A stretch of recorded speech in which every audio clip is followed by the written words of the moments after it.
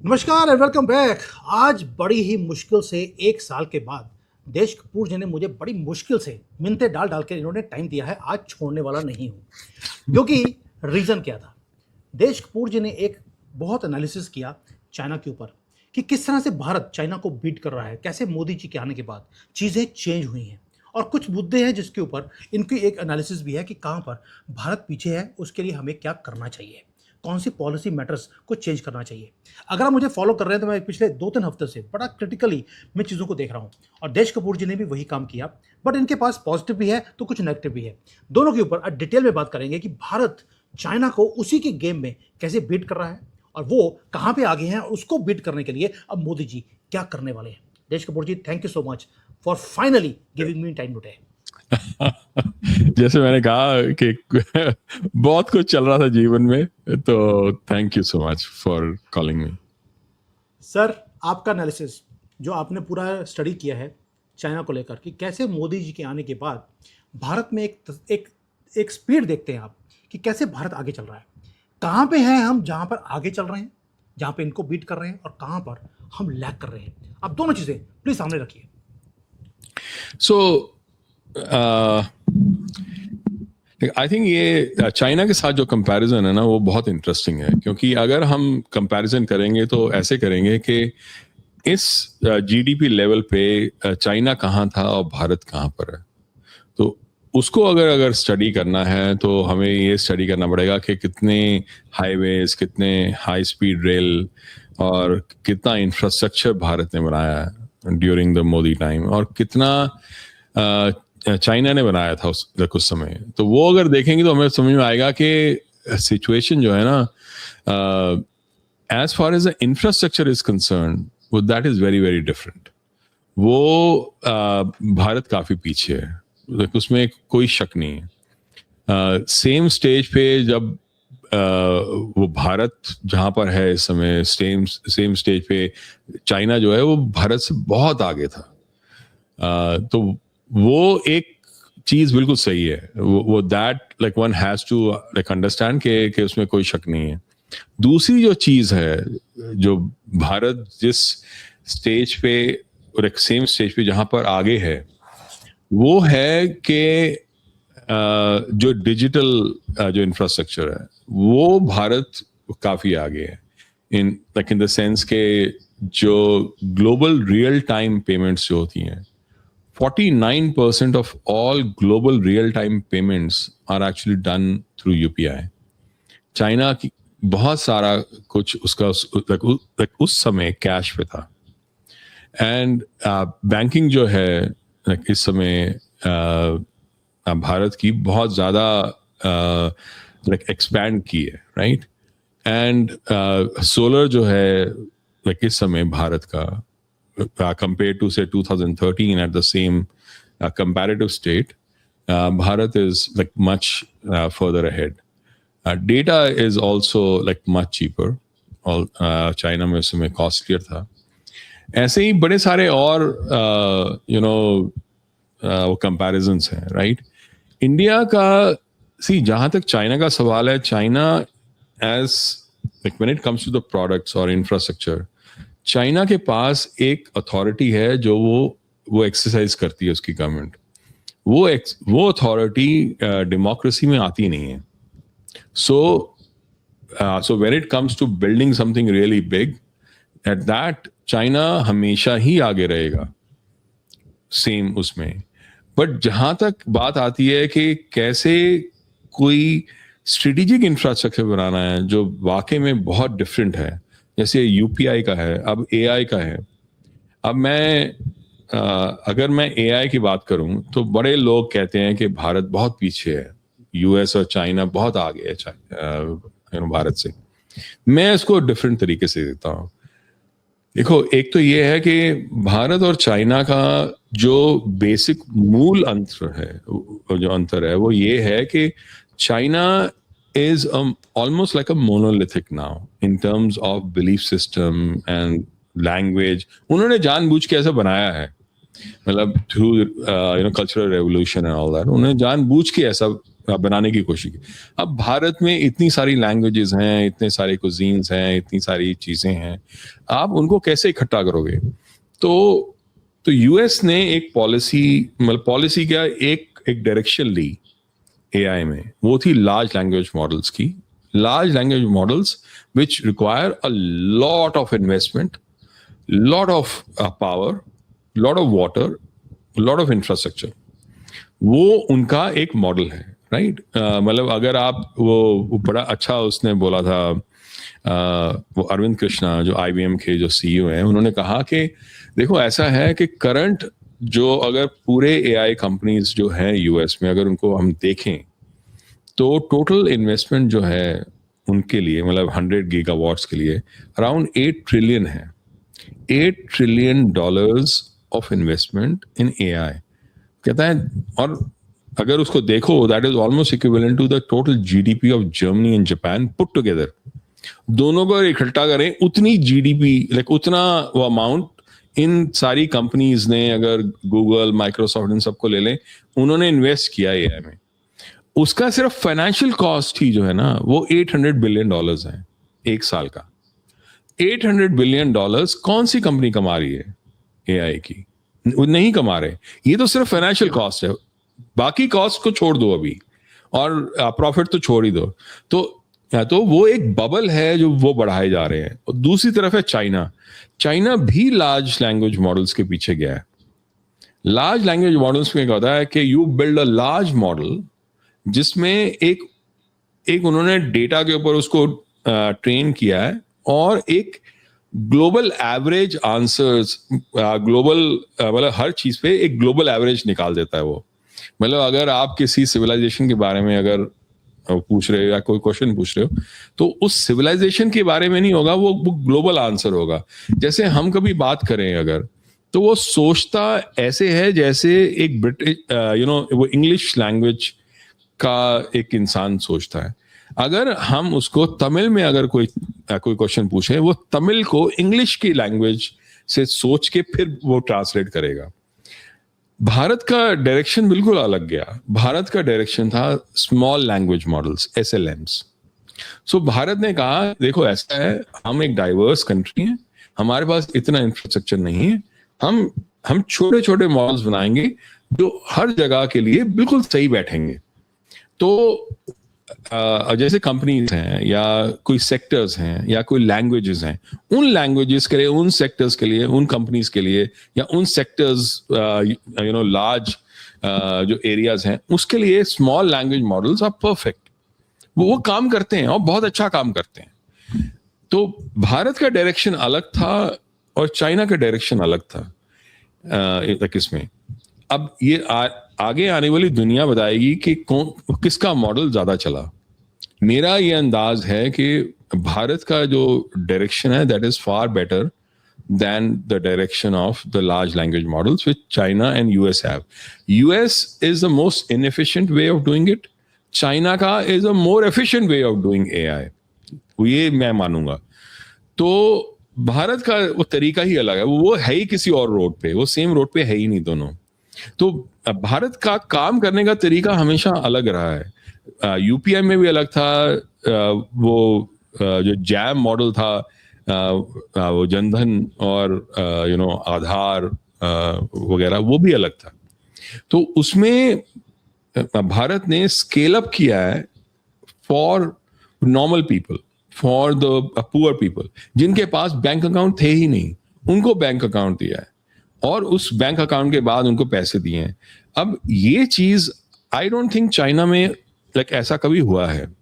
China में एक अलग वो एक कम्युनिस्ट स्लैश कैपिटलिस्ट मॉडल बना है, और जो बहुत ही अलग मॉडल है। वो देख, उसकी अपनी एक स्ट्रेंथ है और अपनी वीकनेसेस भी हैं। तो चाइना जो है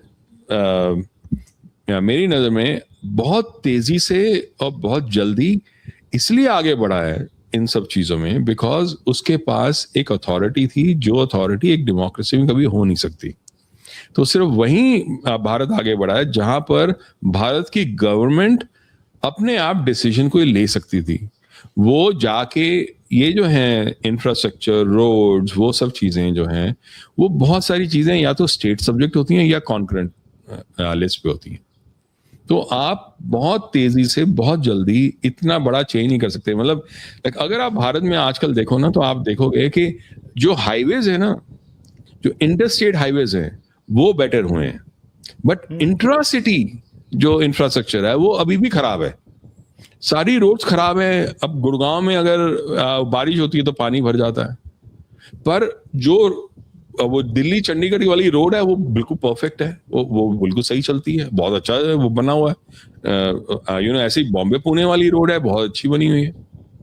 तो द थिंग इज, इनफैक्ट मैं 1.5 साल 2 साल पहले की बात है, मैं यूपी के एक स्मॉल टाउन के वहां जाना था मेरे को, तो मैं वहां गया।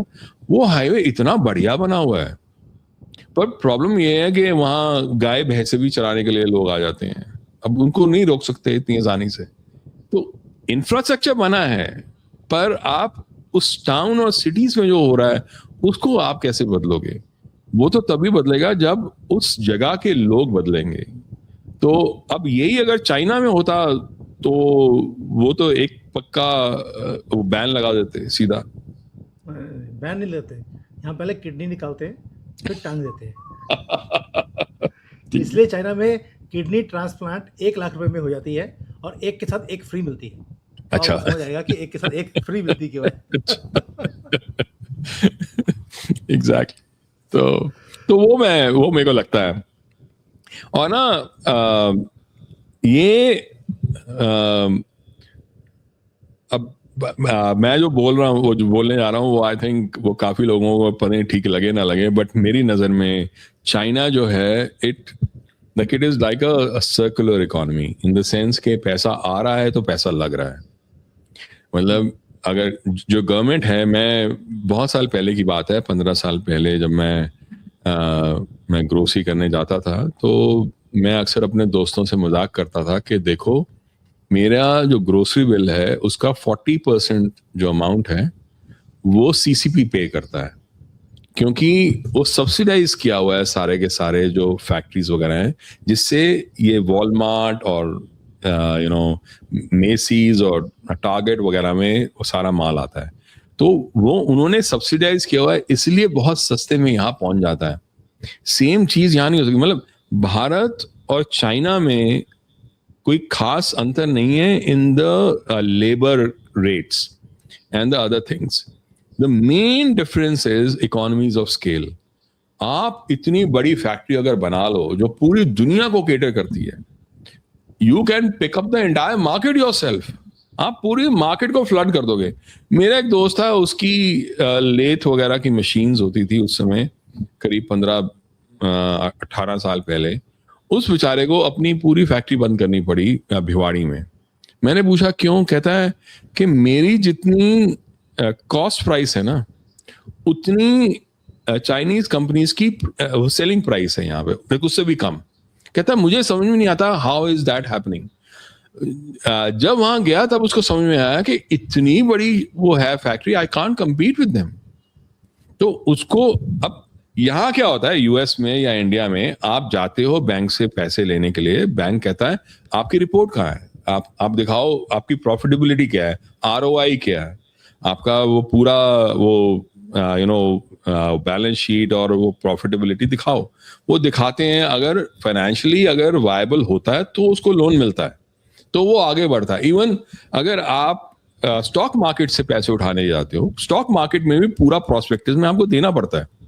अब वहां तो कोई ऐसा है नहीं, उन्होंने एक इंडस्ट्री को टेक ओवर करना है। They will create huge factories that nobody can compete with. देश के बड़ी, मैं आपको एक चीज बताता हूँ इसमें, just add on to that, ये ताकि लोगों को समझ आए। मैं चाइना में रहता हूँ, मुझे मालूम है कि यहाँ पे इंडस्ट्री कैसे काम करती है। This is just for people, I know you know all this things. होता क्या है कि यहाँ पर गवर्नमेंट ने 2 पॉलिसीज बनाई है। एक, दे टारगेट कि इस इंडस्ट्री को हमने खत्म करना है पूरे दुनिया में। फॉर एग्जाम्पल, चाइना भारत में साइकिल बनता था, we were exporting to Africa. अब इन्होंने क्या किया, जो साइकिल के जैसे व्हील होता है, जो जिसके ऊपर चेन चलती है, इन्होंने उसका डिज़ाइन को चेंज किया और उसको अफ्रीका में बेचना शुरू कर दिया। अब वो व्हील चाइना भारत के साइकिल में लग नहीं सकता, क्योंकि साइकिल अफ्रीका में भारत से बिक रहा था। तो उन्होंने बोला यार व्हील तो आ गया, अब लगाएं कहाँ पे? कहते साइकिल भी हम देते हैं। इन्होंने अपना साइकिल भारत से सस्ते में उनको देना शुरू कर दिया। तो हुआ क्या, आहिस्ता आहिस्ता हमारी मार्केट हमारे हाथ से निकल गई। अब एक तो है एक तरीका कि जहाँ पर आपके पास एक क्लियर इंस्ट्रक्ट है कि मुझे सामने वाले को ख़त्म करना है। दूसरा एक और रीज़न है, जब कोई चाइनीज़ कंपनी माल बनाकर चाइना में बेचती है, उसे रॉ मटेरियल मिलता है 100 रुपये में। एग्जाम्पल दे रहा हूँ मैं आपको। लेकिन अगर आप उसी को एक्सपोर्ट कर रहे हैं तो आपको मिलेगा 50 रुपये में। तो जब आप बोलते हैं कि भारत में जो मैन्युफैक्चरिंग कॉस्ट है, सबको डालकर जो कॉस्ट पड़ती है घर में, वो रॉ मटेरियल से भी सस्ती है, उसका रीज़न ये है कि चाइना में पूरे रेट पर या ज़्यादा रेट पे रॉ मटेरियल मिलता है, एक्सपोर्ट के लिए सस्ते में मिलता है। तो जब आपने एक पॉलिसी इस तरह की बना दी, उसके कारण आप पूरे दुनिया में आप मार्केट को टेक ओवर कर सकते हैं। चाइना का माल मुझे अगर खरीदना है तो मैं भारत में जाके खरीदता हूं, क्योंकि वहां पे सस्ता मिलता है, चाइना में महंगा मिलता है। You got the point? This is how China is beating the world. It is, yes, economy of scale is there, लेकिन गवर्नमेंट का सपोर्ट भी है, क्योंकि उन्होंने इसको एक पॉलिसी की तरह लिया। जी बिल्कुल, वो बिल्कुल सही बात है। एंड चाइना की सबसे बड़ी बात यह है कि एक कॉन्टिन्यूटी है, उनकी गवर्नमेंट में एक कॉन्टिन्यूटी है। मतलब हमेशा सीसीपी की गवर्नमेंट रही है, हालांकि जो कैंप्स हैं वो बदलते रहे हैं। पहले जब जियांग ज़मीन था तो उस समय शंघाई क्लब था, फिर हु जिनताओ आया तो सीसीवाई आया, फिर शी जिनपिंग आया तो उसने दोनों को साइड पे करने की कोशिश की, और वो काफी हद तक सक्सीड भी किया है, पर पूरी तरह सक्सीड नहीं भी किया होगा। मैं नहीं मानता कि वो दोनों शंघाई क्लब वो चलेगी। इनफैक्ट जब मैं देखा था जैक मा को जिस तरह से उसकी दुर्गति हुई थी, तो मैं बड़ा हैरान था कि अली बाबा का इतना बड़ा बंदा है ये, इसकी इतनी दुर्गति क्यों हो रही है। तो मेरे को बाद में समझ में आया कि वो शंघाई क्लब का एक्चुअली फंडर था। यही रीजन था कि क्यों उसको साइडलाइन किया था। तो अब वहां पर despite all this there has been a continuity of policies. अब यहाँ इंडिया में ऐसा नहीं है। अब राहुल गांधी साफ ओपनली कहता है कि हम ये सब कुछ खत्म कर देंगे जो ये बीजेपी कर रही है। हालांकि बीजेपी ने कंटिन्यू किया है उनकी काफी सारी सोशलिस्ट पॉलिसीज, पर वो नहीं करेंगे कभी कंटिन्यू। तो किसी एक चीज को सक्सीड करने के लिए काफी टाइम लगता है, उसके लिए एक खास प्लानिंग होनी चाहिए। मैं आपको एग्जांपल देता हूं एक चाइना का, वो है रेयर अर्थ मेटल्स। वो आई थिंक डेंग ज़ाओपिंग ने 1980s में, उसने लेट 1980s में उसने बोला था कि जो उस समय जो सिचुएशन ऑयल एंड गैस की थी, वो कहता है कि आज से 50 साल के अंदर रेयर अर्थ मेटल्स की होगी। तब उन्होंने एक्चुअली ये सोचा था कि हम रेयर अर्थ मेटल्स के पास जाएंगे।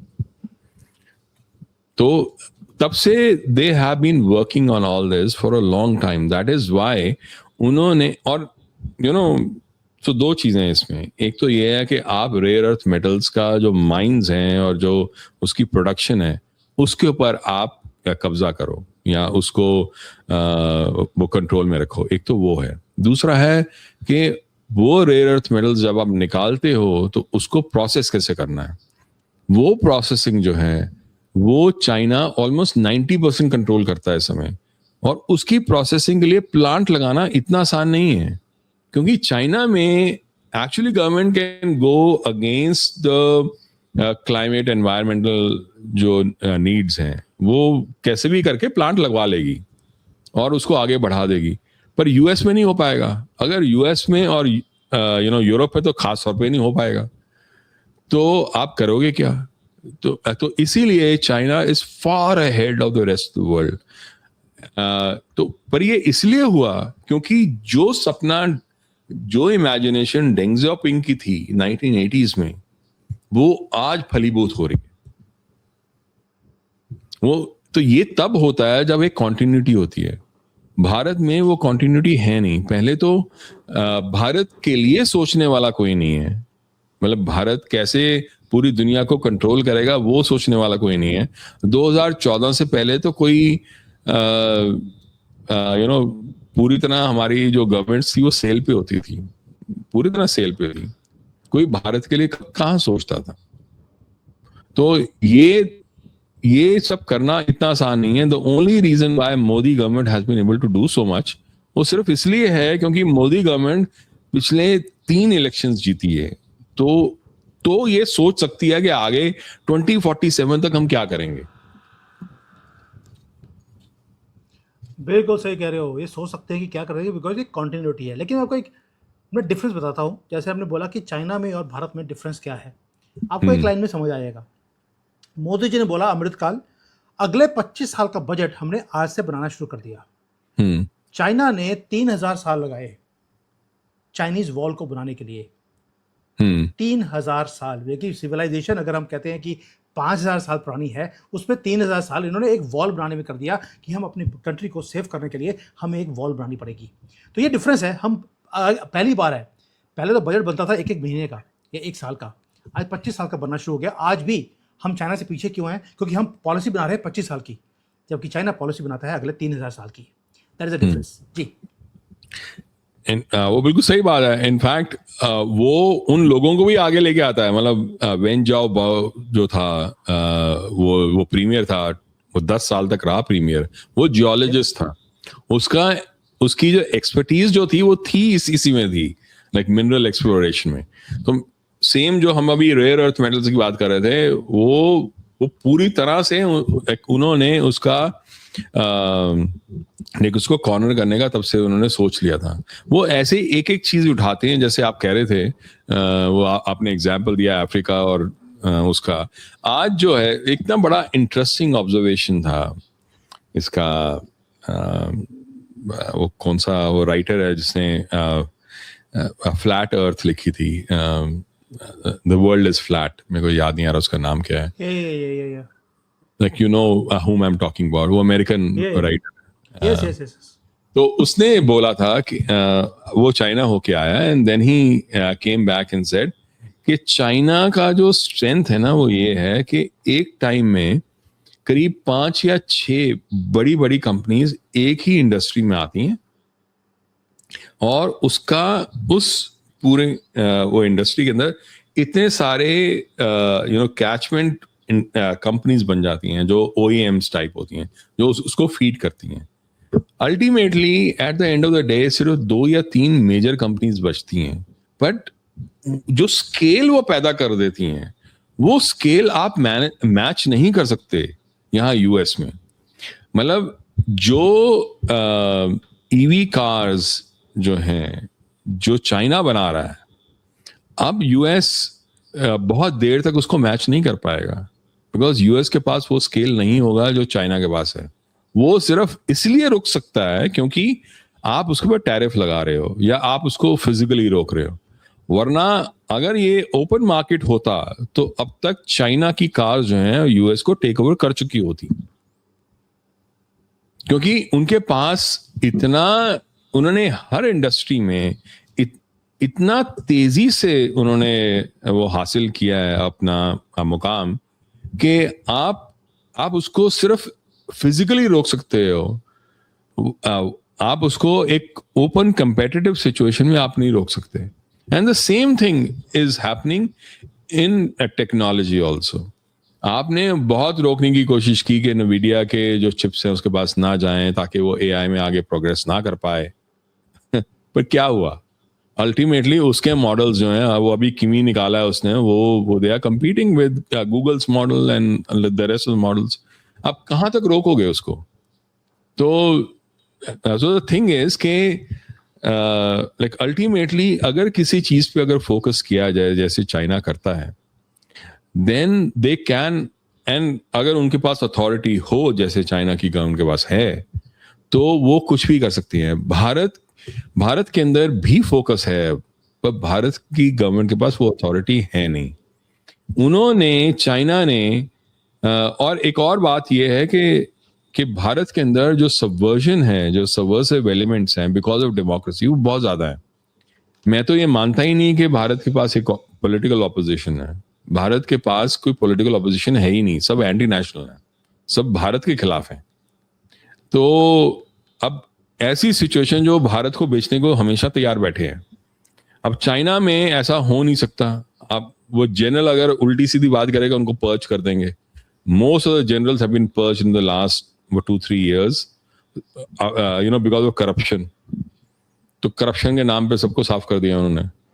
अब वो इससे एक चीज हुई है कि Xi Jinping has complete control over his area. वो जिस तरह से वो चाहता है वैसे वो कंट्री को रन करेगा। जैसे डेंग ज़ाओपिंग ने चाहा वैसे उसने रन किया, जैसे माओ त्से तंग ने चाहा वैसे उसने रन किया पूरी कंट्री को। उससे एटलीस्ट एक डायरेक्शन में, कोई भी डायरेक्शन हो, एक डायरेक्शन तो जा रहा है। भारत नहीं जा सकता, भारत के लिए वो बहुत मुश्किल है। और इवन यूएस नहीं जा सकता। यूएस में हालांकि जो डीप स्टेट जो है, जो बहुत लोग बोलते रहते हैं डीप स्टेट के बड़े एलिमेंट्स हैं, पर जो मेन जो रन करते हैं पीछे ब्यूरोक्रेटिक जो स्टेट है, वो that still runs the US in a big way. मतलब जो प्रेसिडेंट है वो उसका एक थॉट होता है, पर हमेशा जो प्रेसिडेंट है उसकी नहीं चलती।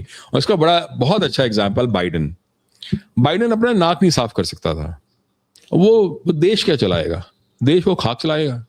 उस बेचारे को एक जगह जाके खड़ा कर दिया जहां पर उसके पीछे एक डमी प्लेन खड़ा किया हुआ था। वो कोई ऐसे हैंगर था। उस बेचारे को लगा कि ये मेरा ही प्लेन है, वो ऊपर चढ़ने लग गया। उसको बेचारे को पकड़ के नीचे लाया गया, भाई तू वापस आ जा, ये तेरा प्लेन नहीं है, ये ऐसे डमी प्लेन है, तू चल। अब ऐसा बंदा पूरे यूएस को रन कर रहा था। तो मैं ये सोचता था कि वो रन कैसे करे? नाक अपना साफ नहीं कर सकता। वो देश को क्या चलाएगा? तो देश को कोई और चला रहा था उस समय। और अगर कमला हैरिस बन गई होती तो वो भी ना चला सकती होती, क्योंकि उसको तो कुछ आता ही नहीं है। वो तो कोई और चला रहा होता। वो तो वो मुसीबत पड़ गई उनको कि डोनाल्ड ट्रंप आ गया, जो वो कहता है मैं अपने हिसाब से चलाऊंगा। अब एप्स्टीन फाइल के बाद क्या हुआ पता नहीं, बट अब वो कर रहा है जो उसको करना है। बट द थिंग इज के basically in this large countries जो है पीछे जो ब्यूरोक्रेटिक जो कंट्रोल होता है वो किसी और के पास होता है। तो भारत के अंदर वैसा नहीं है। भारत के अंदर ये कंट्रोल बहुत कम है। अगर है तो वो भारत के साथ नहीं है। मतलब जैसे वो विवेक अग्निहोत्री जी की मूवी जो थी कश्मीर फाइल्स, उसमें बोला ना कि सत्ता चाहे किसी की भी हो, सिस्टम तो हमारा है। वो सिस्टम जो हमारा है वो हमारे जो लोग जो कहते हैं कि हमारा सिस्टम है, वो खुद किसी के प्लांटेड लोग हैं। वो खुद किसी के प्लांटेड है। और हम सब जानते हैं कि एक बड़ी इंटरेस्टिंग बात है। और जब हम प्लांटेड कहते हैं ना, वो इट इज नॉट के इस तरफ है या उस तरफ है, यूएस की तरफ है, चाइना की तरफ है, या वो रशिया की तरफ है, जो भी कह लो। क्योंकि जब भारत के बारे में बात आती है ना तो सारे एक साथ मिल जाते हैं। बड़ा अच्छा एग्जाम्पल है जो अभी पीछे वो द टिमोथी इनिशिएटिव में लोग पकड़े गए हैं। वो जो हजारों डेबिट कार्ड्स पे उन्होंने करीब 95 करोड़, मतलब 95 करोड़ उन्होंने पैसे निकाले थे, $10 मिलियन सिर्फ डेबिट कार्ड से, एफसीआरए को बाईपास करके। अब वो जो टिमोथी इनिशिएटिव था वो सिर्फ इसलिए पकड़ा गया क्योंकि बस्तर की एक सड़क पे उन्होंने करोड़ों रुपए निकाल लिए थे एटीएम से। तो इन्वेस्टिगेटर्स को लगा ये हो क्या रहा है। और बस्तर तो पूरा लेफ्ट विंग एक्सट्रीमिज्म का था, जहां माओइस्ट होता है। तो ये कौन है जो निकाल रहा है? जब उन्होंने देखा कौन निकाल रहा है, तो वो एक इवेंजेलिकल ऑर्गेनाइजेशन थी। एक इवेंजेलिकल ऑर्गेनाइजेशन जो गालियां देती है यहां पर यूएस में सारे लेफ्टिस्ट को। वो लेफ्ट विंग एक्सट्रीमिस्ट के लिए पैसे निकाल के उनको दे रही है ताकि भारत में आप लड़ाइयां कराओ। तो जब इनको भारत को तोड़ना होता है ना, तो ये सारे एक साथ जुड़ जाते हैं। बिल्कुल सही कह रहे हो, ये जुड़ जाते हैं। लेकिन ये तो हो गया प्रॉब्लम।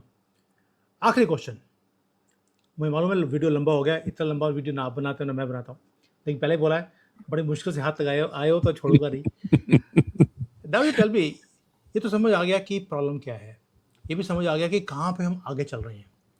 लेकिन आपको नहीं लगता कि मोदी जी जो कर सकते हैं, हर कंट्री में जाकर उन्होंने जप्फी डाली, दरवाजे खोल दिए, क्या अब ये रिस्पॉन्सिबिलिटी हमारे बिजनेसमैन की नहीं बनती कि वो जाकर अब वहाँ पर अपनी फैक्ट्रीज को लगाएं, मल्टीनेशनल बने? क्या अभी भी यहाँ पर है कि यहाँ पे चाइना से रॉ मटेरियल लिया, पेचकस लगाया, उसको फिट कर कर मेक इन इंडिया का ठप्पा लगाया और आगे बेच दिया 5% का मार्जिन रखकर? कभी किसी ने सोचा ही नहीं कि हमें एक ग्लोबल पावर बनना है या ग्लोबल ब्रांड बनना है। अदानी अगर बनने की कोशिश कर रहा है तो उसमें भी मेरा एक इंस्टेंस है। वो जा रहा है उस चक्कर में जहाँ पे उसको रेंट मिलता रहेगा। पोर्ट्स बन रहे हैं, एयरपोर्ट्स बन रहे हैं, यस नेशनल सिक्योरिटी के लिए अच्छा है, लेकिन वो रेंटल इनकम है। आपने ब्रांड कौन सा बना लिया जहाँ पर आप कहें कि ये ब्रांड मेरा अपना ब्रांड है जो ग्लोबली हर घर में ये यूज़ होता है? जैसे आपने चाइनीज़ का ब्रांड्स का नाम लिया कि पूरी दुनिया में ये छा गए हैं, अमेरिकन ब्रांड्स हैं, शायद दुनिया में छा गए। हमारी कंपनीज क्यों नहीं कर रही, जबकि दरवाज़ा गवर्नमेंट ने खोल दिया, पैसे आपको दे रहे हैं, R&D के लिए पैसे मिल रहे हैं, फैक्ट्रीज लगाने के लिए पैसे दिए जा रहे हैं, जॉइंट वेंचर्स के लिए आपको खुला एक रास्ता दे दिया, पूरी दुनिया का मार्केट खोल दिया, लेकिन तो भी हमारे लोग काम करने के लिए तैयार नहीं है। इसके लिए क्या करना चाहिए? ये बहुत अच्छा क्वेश्चन पूछा आपने, बिकॉज ये मेरे दिमाग में, मेरे को इतना दुख है इस बात का। अगर हम आईटी कंपनीज को इंडिया की देखें, इतना पैसा कमाया है इन आईटी कंपनीज ने सिर्फ लोगों को दे दे के, रेंट पे, जैसे आप कह रहे हो, रेंट पे दे दे के कमाया है। उन्होंने कॉस्ट आर्बिट्राज किया, पर वो कॉस्ट आर्बिट्राज जो है ना, वो एक चीज है, पर वो कॉस्ट आर्बिट्राज रेपुटेशन आर्बिट्राज पे बेस्ड था। मतलब ये है कि जैसे कुछ कंपनीज हैं यहाँ यूएस की, मैं नाम नहीं लूंगा, पर मैं बता रहा हूँ कि जो यूएस की कंपनीज हैं वो ऐसा करती हैं कि वो ऑर्गेनाइजेशन जो है 3 कंपनी कोड्स बनाती है। एक कंपनी होती है जो यूएस के लोग ही लेती है और यहीं पर काम करते हैं, राइट। एक होता है जो लेती है कि जो इंडिया से लोग आए होते हैं यहाँ पर, वो वहाँ उसमें हायर करते हैं। एक होते हैं जो बाहर के लोग, नॉट फ्रॉम इंडिया बट से यूरोप या बाहर के लोग। उन सबकी सैलरीज अलग अलग होती हैं। सबसे कम होती है भारत के लोगों की और सबसे ज्यादा होती है यूएस के लोगों की या यूरोपियंस की। और ये इसलिए है क्योंकि जब आप मैं एक यहाँ यूएस की कंपनी के साथ आया था, जब मैं यहाँ यूएस आया था जॉब लेके, तो उस कंपनी ने मेरे को आने से पहले मेरे को कुछ पैसे दिए और फिर यहाँ पर 1 महीने के लिए अपार्टमेंट दिया, ताकि भाई आप आओगे, आपको कुछ होगा नहीं तो आप यहाँ रह लेना, तब तक आप ढूंढ लेना कुछ रहने के लिए। तो मैंने वही किया। पर इन्होंने जो बाकी जो इंडियन आईटी कंपनीज है वो ऐसा नहीं करती थी। वो आपको मुश्किल से $2,000 उस समय देती थी, और अब थोड़ा बढ़ गया होगा, काफी उन्होंने बढ़ाने की कोशिश की है, बट अल्टीमेटली वो पैसे बहुत कम देते हैं। तो उन्होंने बेसिकली ये सिखाया, और जो मेरी कंपनी जिसमें मैं आया था उसने बाद में वो सब चीजें बंद कर दी। उसने भी वैसे पैसे देने शुरू कर दिए जैसे हमारी अपनी इंडियन कंपनीज देती थी। मतलब बेसिकली हमारी इंडियन कंपनी ने उनको ये सिखाया कि भैया ऐसा है, ये देसी आदमी है, देसी आदमी को ना मार मार के गंदी तरह ट्रीट करो, वही एक तरीका है। आप ये क्यों दे रहे हो, क्यों पैसे दे रहे हो, क्यों ढंग से ट्रीट कर रहे हो? इंसान की तरह उसको ट्रीट करना ही नहीं चाहिए। उसको तो मार मार के स्लेव की तरह ट्रीट करो आप, क्योंकि आप अगर इंसान की तरह ट्रीट करोगे तो वो तो हमारे सिर में चढ़ जाएगा। तो हम कॉस्ट आर्बिट्राज कर ही नहीं सकते। Cost arbitrage was based on reputation arbitrage. हमारी भारतीयों की रेपुटेशन पहले उन्होंने खराब की है कि हमारी इज्जत नहीं है। आप क्यों इज्जत कर रहे हो? दिमाग खराब है आपका? आप हमारी तरह ट्रीट करो जैसे हम करते हैं। यहां से वो स्लेव की तरह लेके जाते हैं और स्लेव की तरह ट्रीट करते हैं। ये इन्होंने किया है। जब चाइना को जरूरत थी तो चाइना की कंपनीज ने, अलीबाबा ने क्लाउड बनाया, एआई बनाया, सब कुछ बनाया। भारत की कंपनीज ने क्या किया? आज भारत की सारी कंपनीज जो हैं वो एक्चुअली वाइप आउट हो सकती हैं, क्योंकि जो क्लाउड जो है वो उनके हाथ में नहीं है, एआई उनके हाथ में नहीं है। उन्होंने कुछ बनाया क्या है? क्या खाक बनाया उन्होंने इतने सालों में? Only now we have startups जो रॉकेट्स बना रहे हैं, जो एआई में एक्चुअल काम कर रहे हैं। पहले कहां था और क्यों नहीं था? उन लोगों को पहले क्यों नहीं समझा? सारे मिलियनर्स बिलियनर्स हैं ये लोग, उनको तब ये बात क्यों नहीं समझ में आई? राइट? बहुत कम कंपनीज हैं जो वाकई में ऐसा काम कर रही हैं, जो सोच के लगता है अच्छा ये बहुत अच्छा काम हुआ। क्योंकि मैं एक एग्जांपल देता हूं महिंद्रा का। बहुत सारे लोग नहीं जानते होंगे कि यूएस में, साउथ में स्पेशली, जहां पर हार्ड कोर वो right wing kind Bible belt type होते हैं लोग, वो रहते हैं और वो सदियों से जॉन डियर ट्रैक्टर को यूज करते आए हैं। वो लोगों के अंदर महिंद्रा ट्रैक्टर अब इतने सालों में, 10-12 सालों में या 15 सालों में, उन्होंने इतना सही उसका वो किया है प्रचार, और उसकी क्वालिटी है, उसकी क्वालिटी की वजह से वो लोग फैन बने हुए हैं महिंद्रा के ट्रैक्टर्स के। तब मुझे लगा कि इन्होंने कुछ तो काम किया है जो अलग है। बहुत कम ऐसी कंपनीज हैं जो ऐसा काम करती हैं। तो और एक चीज और है जो मैं बता दूं, क्योंकि एक कॉन्सेप्ट होता है नेशनल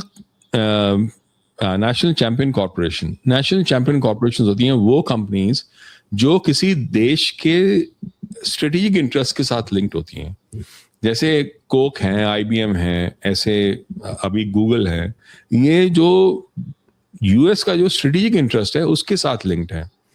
तो जो भी इनकी जरूरत होगी इस देश की, उसके हिसाब से काम करेंगी। ऐसे ही हुंडई है, ऐसे यूएई है, ऐसी बाकी कंपनीज हैं, चाइना की भी है। भारत की कभी कोई ऐसी कंपनी थी नहीं, क्योंकि भारत की ऐसी कंपनी हो ही नहीं सकती थी। अगर लाइसेंस राज वगैरह के टाइम में जब कुछ आप कर ही नहीं सकते थे, कोई नेशनल चैंपियन कॉर्पोरेशन हो ही नहीं सकती। बिकॉज नेशनल चैंपियन कॉर्पोरेशन का मतलब ये है आप पूरी दुनिया में like one of the best हो किसी एक चीज में, वो कोई भी चीज हो। सिर्फ बड़े सालों बाद ऐसी एक ये कंपनी आई है अडानी, जो एटलीस्ट जाके पोर्ट्स भी बना देती है, जल्दी भी कर देती है, ढंग से भी कर देती है, और भारत के स्ट्रेटेजिक इंटरेस्ट के हिसाब से करती है। जब वो हाइफा का पोर्ट भी उन्होंने बनाया, जब हाइफा का पोर्ट बना रहे थे, तो बहुत लोगों को शायद नहीं पता होगा कि हिंडनबर्ग का जो रिपोर्ट आया था वो एक्चुअली उसी की वजह से आया था। मोसाद ने जब ऑपरेशन ज़ेपेलिन किया था, तो उन्होंने जब इन्वेस्टिगेशन की तो उनको पता चला कि ये सारा कोऑर्डिनेशन जो था हिंडनबर्ग का, उसकी प्रमोशन, उसका बैकिंग, वो सब चीजें एक घर के एक कंप्यूटर से स्टार्ट हुआ था, और वो था शिकागो में सैम पेट्रोडा जी का। ये मैं नहीं कह रहा, ये मोसाद की रिपोर्ट कहती है। ऑपरेशन ज़ेपेलिन की रिपोर्ट कहती है, मैं नहीं कहता। तो अब आप खुद समझ लो। तो मैं what I am trying to say is कि इंडिया की जो कंपनीज हैं, जो बिजनेस मैन हैं, वो इंडिया के साथ कभी थे ही नहीं। उनकी इन्वेस्टमेंट्स देख लो ना कहाँ पर है। आजकल तो बहुत साफ है कि मतलब बड़ी बड़ी कंपनीज हैं, टाटाज हो या बाकी कंपनीज हो, वो किस तरह से कैसे मीडिया पे कैसे वायर और ऐसी कंपनीज में इन्वेस्ट करती हैं, और वो कंपनीज क्या करती हैं वो हम सब जानते हैं। बिल्कुल बिल्कुल। तो जो नेशनलिज्म वाली बात है, बहुत बड़ा एक फैक्टर है। जैसे आपने बोला कि आईटी कंपनीज ने क्या किया, मैंने खुद एक वीडियो बनाया था रिसेंटली, अभी थोड़े दिन पहले ही। 4 लाख करोड़ रुपए का नेट प्रॉफिट था इनके पास। इन्होंने डिविडेंड्स दे दिए 90%। और डिविडेंड किसको दिया? शेयर होल्डर खुद ही है, खुद ही अपने जेब में पैसे डाले और घर चले गए। वाट किसकी लगी? लोगों की, जिन्होंने शेयर खरीदे थे, क्योंकि अब शेयर की वैल्यू नीचे आती जा रही है। तो देश जी बिल्कुल सही कह रहे हैं आप कि वो नेशनलिज्म की फिगर नहीं है। मोदी जी नेशनलिज्म का काम कर सकते हैं, लेकिन नेशनलिज्म भर नहीं सकते, वो अंदर से आती है। और इसीलिए शायद जो गद्दार हैं इस देश में, उनको सपोर्ट किया जाता है और नेशनलिस्ट को गालियाँ बढ़ती है। अब तो पता लग गया कि जो नेशनलिस्ट हैं उनकी वीडियो भी चलने नहीं देते, और उनकी तो ब्लॉक कर दी जाती है, बेशक वो प्रधानमंत्री क्यों ना हो। और जो एंटी नेशनल्स हैं, उनकी वीडियोज़ को पेड बॉट्स के थ्रू उनको प्रमोट भी किया जाता है, और उन्हें दिखाया जाता है कि यही एक्चुअल देशभक्त है। तो देश जी बिल्कुल सही है। ये एक मैटर है जो सामने रखना ज़रूरी था कि चाइना तरक्की क्यों कर रहा है, कहाँ पे भारत आगे है, और कहाँ पर है भारत वहीं पर आगे है जहाँ पर Modi ji as a single man decision लेते हैं, जस्ट लाइक अ डिक्टेटर। कई बार लोग बोल देते हैं कि मोदी जी डिक्टेटर की तरह काम कर रहे हैं, लेकिन अगर वो सही में डिक्टेटर होते तो हर चीज़ वो इम्प्लीमेंट कर सकते थे। बट हर चीज़ वो नहीं कर सकते, कुछ चीज़ें हमें भी करनी पड़ेंगी। जैसे हमारे इंडस्ट्रियलिस्ट हैं, उनके अंदर वो नेशनलिज्म की फीलिंग ही नहीं है। उनको है पैसे बनाओ और बाहर निकलो, बाहर में गया देश। जब तक ये फीलिंग कि बाहर में गया देश ये खत्म नहीं होगा। जैसे चाइनीज़ के अंदर एक भूख है, हमें अमेरिका को बीट करके नंबर 1 बनना है दुनिया में। जिस दिन वो भूख भारतीयों में आएगी, उस दिन मोदी जी जो दुनिया भर में जाकर इतने धक्के खाते हैं, मीटिंग्स करके आते हैं। आपने कभी शी जिनपिंग को देखा है दुनिया में कहीं जाकर मीटिंग्स करते हुए? नहीं जाएंगे। क्यों? वो उनके जो इंडस्ट्रियलिस्ट है वो जाते हैं। शी जिनपिंग का काम है सिर्फ फोन करना कि भाई मेरा इंडस्ट्रियलिस्ट आ रहा है, इनसे डील कर लीजिए, दैट्स इट। जिस दिन हमारे इंडस्ट्रियलिस्ट ये बात समझ आएंगे उस दिन मोदी जी को बाहर जाना जरूरत नहीं पड़ेगी, वो घर में बैठ के अपना काम कर सकते हैं। तो देश जी थैंक यू सो मच। कई चीज़ें Thank ऐसी you. हैं जो मुझे भी पता नहीं थी, जो आपने मेरे सामने रखी है आज चाइना को लेकर। And I will also start learning more about China even though I live in China, but You know far more. so thank you so much for Thank this eye opener video, and hope to get a time very very soon from you once Sure. again. Sure. Thank you. Jai Hind. Thank Vande you. Mataram. Jai Hind.